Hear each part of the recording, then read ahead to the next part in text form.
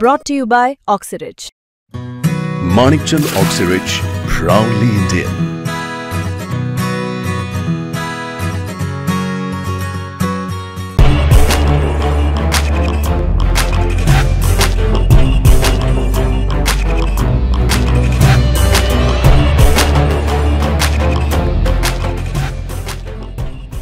मुंबईतील दहिसरच्या सिद्धिविनायक सार्वजनिक गणेशोत्सव मंडळातील हा भव्य दिव्य मोदक पहा।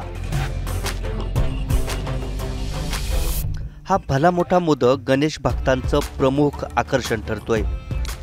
तब्बल 200 किलोचा मावा मोदक पाहून प्रत्येक जण हरखून जातोय।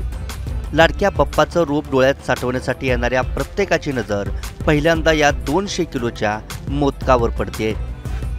श्री गणेशाची आकर्षक मूर्ती आणि त्या समोरील हा गोड मोदक सगळ्यांचं लक्ष वेधून घेतोय।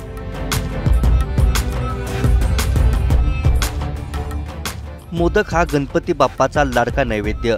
गणेश भक्तही बाप्पासाठी रोज मोदक बनवत असतात, पण हा एवढा मोठा मोदक बनवणं प्रत्येकाला शक्य नाही। नोवा डेअरीने मात्र सगळ्यांना अवाक करणारा 200 किलोचा गोड मोदक गणपती बाप्पाच्या चरणी अर्पण केलाय। नोवा डेअरीनं मोठ्या भक्तिभावानं 3 दिवस मेहनत करत हा भला मोठा मोदक बनवला।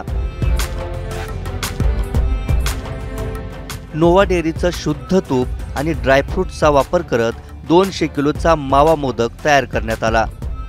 मुख्यमंत्री देवेंद्र फडणवीसांनी सिद्धिविनायक सार्वजनिक गणेशोत्सव मंडळात जाऊन श्री गणेशाचं दर्शन घेतलं आणि त्यांच्याच हस्ते नोवा डेअरीनं बनवलेला 200 किलोचा मोदक बाप्पाच्या चरणी अर्पण करण्यात आला।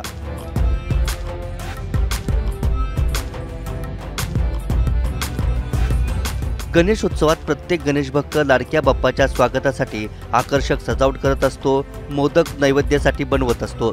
नोवा डेअरीनेही 200 किलोचा मावा मोदक श्री गणेशाच्या चरणी अर्पण करत उत्सवाची शोभा तर वाढवलीच, त्यासोबत भक्तिभावाचा संदेशही दिला। ब्युरो रिपोर्ट, मुंबई तक।